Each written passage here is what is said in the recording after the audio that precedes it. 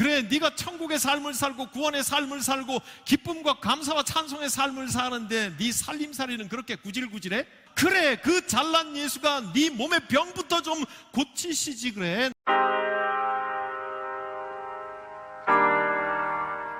오늘은 저번 주일 설교 말씀을 듣고 느낀 바가 있어서 카메라를 켰습니다. 이전에 초등학교 때 저희의 이야기를 했으니까 이제 중학교 때 이야기로 넘어가야 될 차례인데 주일날 말씀을 듣고 느꼈던 것들을 나누고 싶어서 이렇게 급하게 카메라를 켰습니다.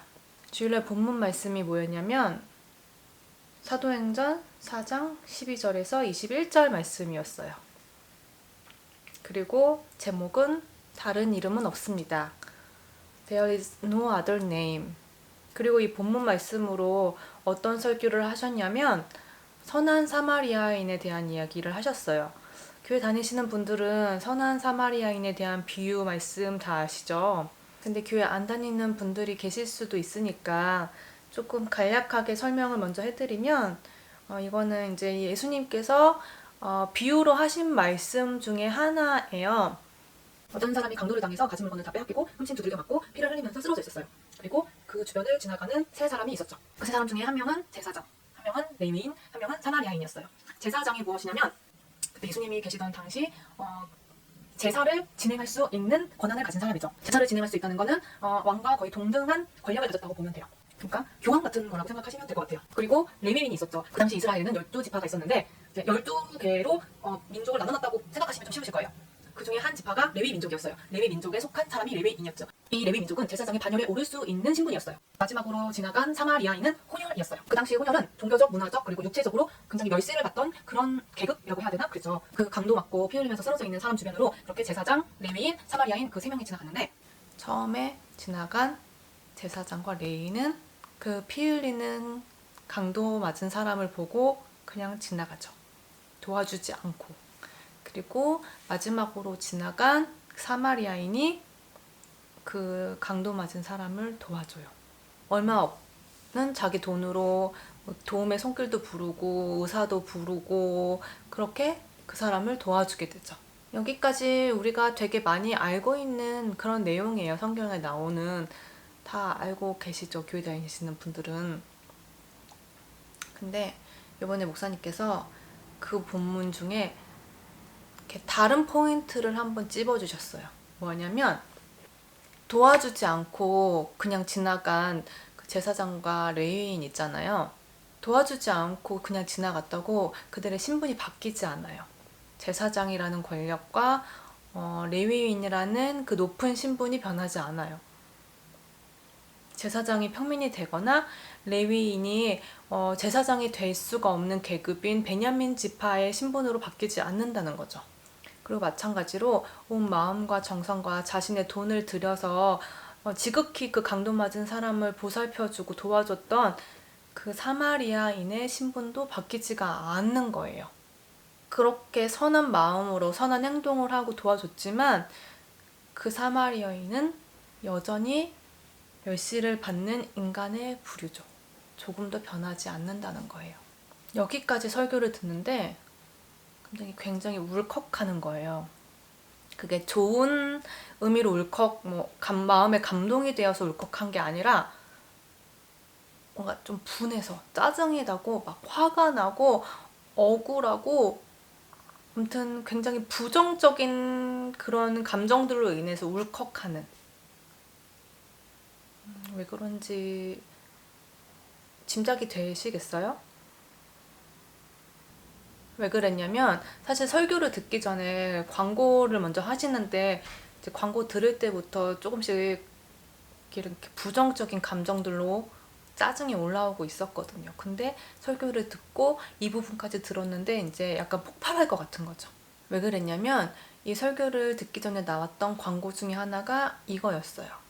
영상을 기획하는 일부터 대본을 작성하는 것, 촬영하는 것, 녹화하는 것, 그리고 다 찍었으면 그 영상을 편집해서 가공하는 편집 프로그램, 또 동영상 플랫폼 유튜브 위치 등을 잘 다루실 줄 아시는 분들은 반드시 참여해 주시길 부탁을 드리겠습니다. 영상팀에서 봉사를 할 봉사자를 구한다는 광고, 그리고 이 선한 사마리아인의 비유, 이 두 가지가 왜 저를 울컥하게 했을까요? 왜냐면 선한 사마리아인이 꼭 저같이 느껴졌거든요. 그게 무슨 말이냐면 저도 참 여기저기 재능 기부를 할 만큼의 그런 잡다한 재능들이 좀 있어요. 근데 그 재능들이 딱 재능 기부할 만큼 정도의 그런 수준. 그게 무슨 말이냐면 그걸로 돈벌이가 되지 않는다는 거죠. 그냥 딱 무료로 주변을 도와줄 만큼, 부탁을 받고 뭔가를 해줄 만큼의 그런 수준의 탤런트라고 해야 되나? 그냥 재능이라고 해야 되나? 그냥 할 수 있는 그런 수준의 것들이 제 안에 몇 가지가 있는데 딱 거기까지인 거예요. 그런 제가 가진 재능들로 여러 가지 봉사를 하고 재능 기부를 하고 주변을 도와주고 그렇지만 제 신분이나 제 상황이나 뭐 아무것도 달라지지 않고 나아지지 않는다는 거예요. 내가 가진 달란트를 이용해 내가 선한 마음으로 좋은 일을 하더라도 제가 놓여 있는 상황과 저의 신분, 저희 위치 뭐 이런 것들이 전혀 달라지지 않는다는 거에 안 그래도 요즘에 조금 우울해지고 있었거든요. 근데 설교와 광고를 듣는데 그게 저한테 완전 팍 꽂히면서 짜증이 폭발하는 그런 상황이 된 거예요. 몇 가지 예를 들자면 제가 캘리그라피를 좀 해요. 그래서 그 캘리그라피 재능을 이용해서 주변에 도움을 좀 준 적이 있었어요. 그중 하나가 제가 전에 일하던 실용음악학원의 대표가 기획사를 차렸는데 거기 소속 가수 음반의 자켓 이미지를 제가 캘리그라피 글귀로 써준 적이 있었어요. 그 자켓 이미지의 글귀 제목을 제 캘리그라피로 써서 그게 제작이 되고 음반이 만들어졌고 그리고 활동을 하고 있거든요, 그 가수가. 근데 뭐 그 당시 너무 당연하게도 저한테 그 캘리그라피에 대한 대가나 보수나 뭐 저작권에 대한 권리나 이런 거를 주실 생각이 없으셨고 저도 요구하지 못했죠. 그리고 그 외에는 교회 목사님께서 부탁하신 일이었는데 교회 벽면을 꾸미는데 제 캘리그라피로 글씨를 이제 본을 떠서 그것들을 이제 음각과 양각 같은 그런 걸로 나무 조각을 떠서 이제 그 벽에다가 이제 글귀로 장식을 하시고 싶다고 하셨었어요. 몇 군데를. 한 교회 벽면 한 7, 8군데. 그래서 저한테 그렇게 글씨를 좀 써주실 수 있겠냐고 말씀을 하시더라고요. 근데 그때는 너무 영광스러웠죠. 저한테 그렇게 부탁을 하시고 저한테 그런 일을 맡겨주신다는 거에 대해서 너무 감격스러웠고 감동이었고 너무 기뻤고 그렇게 한번 또 재밌는 기부를 한 적이 있었고 이제 그리고 나서 제가 저번 달에 마스크를 만든 적이 있었거든요. 그 마스크 구하기도 힘들고 이제 그러다가 보니까 저도 저희 가족과 저도 쓰고 그러려고 집에 있는 조그만 재봉틀을 이용해서 면 마스크를 만들었거든요. 필터를 교환할 수 있게 이렇게 해서 이제 만들고 보니까 나름 퀄리티가 괜찮은 거예요. 이거 팔아도 되겠다 싶을 정도로 퀄리티가 괜찮아서 자랑하고 싶은 마음에 인스타에 올렸는데 이제 그걸 보시고 또 목사님께서 교회 이제 교역자분들을 위해서 마스크를 좀 만들어 줄 수 있냐 이렇게 부탁을 하셔갖고 사실 그때도 굉장히 기쁜 마음으로 만들었어요. 그게 재봉틀이 사은품으로 받은 한 1, 2만 원짜리 무료 재봉틀이다 보니까 성능이 굉장히 안 좋았거든요. 한 10반을 이렇게 박음질 하게 되면 실이 다 엉켜버려서 그거를 다시 수습하고 막 이러는데 1분이 걸리고 막 배보다 배꼽이 더 큰 시간이 들어가는 그런 퀄리티의 재봉틀로 만들어서 시간이 굉장히 오래 걸리고 가성비가 굉장히 떨어지는 그런 일이었음에도 불구하고 제가 이런 상황에 뭐 다른 연예인들이나 돈 많은 기업인들이나 유명인들처럼 엄청난 액수의 기부는 할 수 없지만 이런 나의 재능으로 뭔가를 할 수 있고 도움이 될 수 있다는 사실에 또 기뻤어요. 기뻐서 그렇게 또 마스크를 만들어서 드렸고, 그리고 얼마 전에는 예배가 온라인으로 진행이 되잖아요. 많은 교회들에서. 제 친구가 다니는 교회에도 온라인으로 예배를 진행하는데 얼마 전에 부활주일이었잖아요. 그래서 원래 같으면 뭐 교회마다 부활절 칸탄타를 한다든지 연합 예배를 한다든지 아니면 모여서 찬양 대회를 한다든지 이러는데 이제 그럴 수가 없으니까 그 교회에서는 이제 각자 찬양하는 영상들을 찍어서 그거를 영상으로 편집을 해서 뭐 그런 식으로 경연을 하는 뭐 이런 시스템이 된 거예요. 근데 제 친구가 뭐 핸드폰 있으니까 노래를 부르고 찬양을 불러서 찍을 수는 있는데 편집을 할 수가 없다. 그걸 어떻게 해야 되냐라고 물어보길래 제가 기꺼이 내가 해줄게. 그럴 만한 친구니까. 그런 거가 전혀 뭐 손익을 따지지 않고 이해관계를 따지지 않고 계산하지 않고 그 정도는 해줄 수 있는 친구니까 뭐 그렇게 해줬어요. 제가 했던 그런 일들이 첫 번째는 얼떨결에, 뭐 두 번째, 세 번째 교회에 했던 일들은 되게 감격스럽고 영광스럽게 했던 일이고, 세 번째 친구에게 했던 일은 제가 기꺼이 기쁜 마음으로 했던 일임에는 분명해요.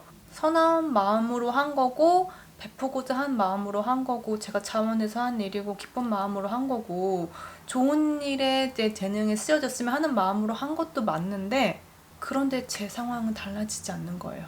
여전히 그걸로 돈벌이를 할 수가 없고 내 통장은 날이 갈수록 비워져만 가고 어떻게 먹고 살아야 되나라는 걱정은 계속 하고 있고 현타가 온 거죠. 이 재능들로 내가 할 수 있는 거는 이제 고작이라고 말하면 안 되겠지만 정말 그런 기분이 들었어요.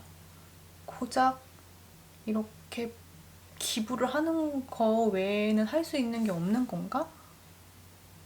하나님, 나도 먹고 살아야 되잖아요. 하나님께서도 수고하고 먹고 살으라고, 일해서 먹고 살으라고, 열심히 살으라고, 밭을 경작해서 살으라고 이렇게 말씀을 하셨잖아요. 저도 먹고 살기 위해서 노동을 해야 되고 그러고 싶은데 왜 내가 할 수 있는 일은 없고 나는 왜 이렇게만 살아야 되는 거예요? 라는 그런 또 좌절감, 우울감, 자괴감 뭐 이런 것들이 몰려오기 시작한 시점이었는데, 그 광고와 이 설교를 들으면서 그 정리되지 않았지만 뭔가 내 안에서 나를 우울하고 어둡게 만들고 있었던 그런 게 폭발을 한 거예요. 광고를 보는 순간 뭔가 저게 내가 할 수 있는 일이고 내가 해야 되는 일인가 생각이 조금 들면서도 한편으로는 왜 내가 할 수 있는 일은 이런 거밖에 나타나지 않는 거지? 내 재능들로 왜 돈 벌 수 있는 일은 없는 거지? 먹고 살 수 있는 일은 없고 이런 거밖에 없는 거지라는 생각이 확 올라오면서 짜증이 난 거예요. 나도 재능 기부만 할 게 아니라 재능 기부도 하고 싶은데 재능만 기부할 게 아니라 뭔가 물질적으로도 기부를 하는 삶을, 그런 삶을 살고 싶은데 그게 뭔가 조금 모범이 되는 기독교인의 삶이 아닌가 싶은 거예요.